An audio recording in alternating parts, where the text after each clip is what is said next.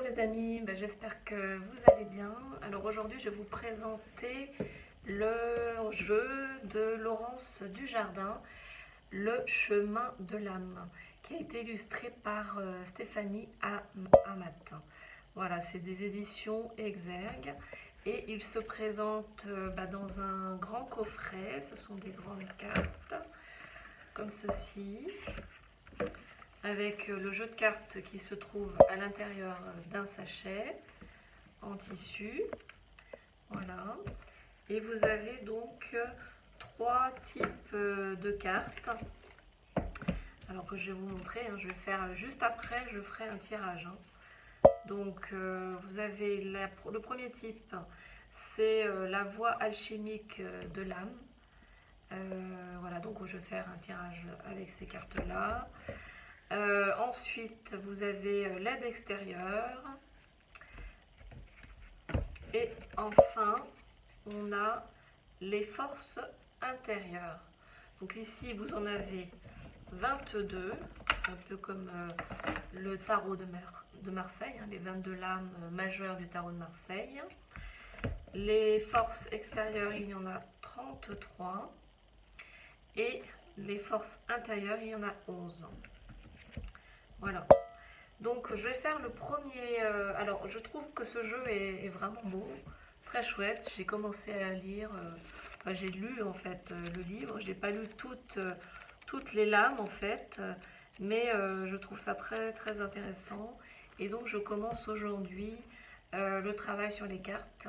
Et je vais commencer par le tirage des 22 lames. Je vais en tirer une.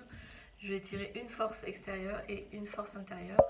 Et voilà, je vais travailler ces trois cartes pendant... alors normalement, c'est 3 jours pour une carte. Mais je crois que je peux faire sur... Alors bien sûr, vous pouvez tirer 3 cartes simultanément pour avoir une réponse plus complète et travailler avec 3 énergies différentes sur 3 jours. Voilà, donc je vais prendre 3 cartes plutôt que une carte pour 3 jours. Je préfère travailler sur les 3 en même temps.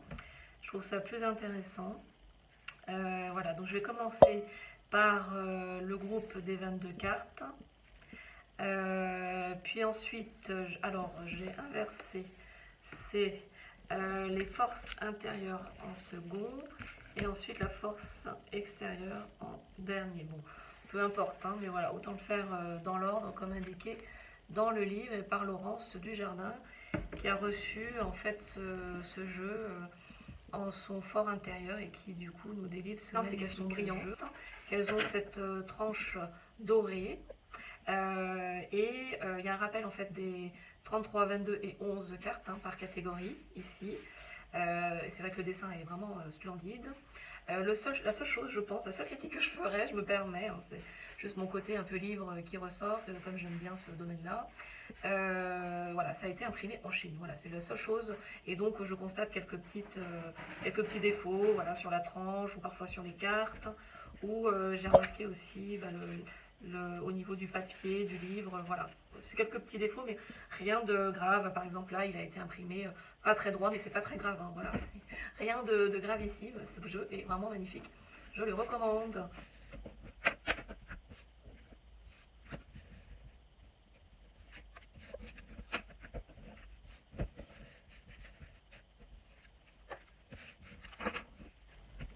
Alors voilà, j'ai tiré donc la carte numéro 7 dans les 22 lames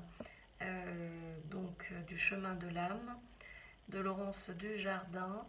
Donc cette carte, c'est Zaïne Chariot, sacre. Je dompte mes pulsions et me dirige consciemment. Voilà, donc j'ai ça à travailler pour ces 3 prochains jours. Et ensuite, je vais voir dans le livre, par rapport à cette carte, ce qui m'est destiné, quelle est l'information que j'ai à travailler en moi. Je dompte mes pulsions et me dirige consciemment. Donc il y a la symbolique du 7, le numéro 7 déjà, puisque en fait elle a créé ce jeu en lien avec l'alphabet hébraïque. Le chiffre 7 nous connecte à la dimension sacrée. C'est un nombre archi premier, puisqu'on ne peut le diviser que par 1 et par lui-même. Il symbolise l'union entre le ciel et la terre. 3 plus 4 égale 7. Si on additionne 1 plus 2 plus 3 plus 4 plus 5 plus 6 plus 7, on trouve le total 28 qui correspond aux 28 jours du cycle lunaire et nous relie à l'univers. Le 7 est la lettre Zayin, donc c'est la lettre hébraïque que l'on voit ici, qui est dessinée ici, coloriée. Nous invite à utiliser le glaive, l'épée de la connaissance pour trancher nos mémoires et difficultés passées et nous libérer définitivement de toute notre négativité accumulée. L'invitation à une guerre intérieure et à un combat avec nous-mêmes, mais dans l'amour. Avec Zayin, c'est un pouvoir de guérison qui nous est offert. Et c'est vrai qu'il y a une tradition chez les Hébreux de la numérologie. Alors la carte suivante, c'est pour la force intérieure. Là, c'est le chiffre 7 également. Et le chakra plexus solaire, le rayonnement. Je suis ma joie. Voilà, on voit bien la couleur jaune du chakra du plexus solaire. Donc là, pareil, on a une symbolique. Volonté et pouvoir représentant la symbolique du 3e chakra intérieur. Après la terre et l'eau, notre chakra ou plexus solaire est régi par le feu. Ici s'exprime notre volonté, notre ego, quand il n'est pas équilibré, notre mental et notre intellectuel. Au travers de ce chakra, nous exprimons notre lumière. À nous de rayonner de l'intérieur au lieu de briller. Car le plexus solaire est le chakra du pouvoir. Mais quel pouvoir? Une puissance paisible et équilibrée? Ou un désir et une soif de pouvoir complètement déséquilibrés? De couleur jaune, Manupura est comme un cercle composé de 10 pétales et d'un triangle pointé vers le bas. Alors maintenant, la dernière carte, les aides extérieures. Donc là, on a Pelé, réconciliation, je rééquilibre toutes mes énergies. Donc pareil, c'est sous la même force dans la symbolique. Pourquoi ce tirage? Et ensuite, on a la méditation pour activer cette énergie en fait de cette carte. Pelé est une déesse du feu. Elle régente les volcans d'Hawaï. Dans tout ce qui peut être raconté sur Pelé, une histoire domine. C'est celle qui nous intéresse. Pelé avait une sœur, Iaka, la déesse des océans. On raconte que Pelé, lors de la création de nouvelles îles, grâce à son pouvoir et à sa maîtrise de feu, a rencontré l'opposition de sa sœur. En termes d'énergie, Pelé nous reconnecte à notre feu sacré, à la passion dans notre vie, que ce soit dans une relation ou dans notre travail. C'est la symbolique de notre flamme intérieure. Mais ce qui est intéressant est la relation énergétique des deux sœurs. Deux énergies a priori ennemies, l'eau et le feu.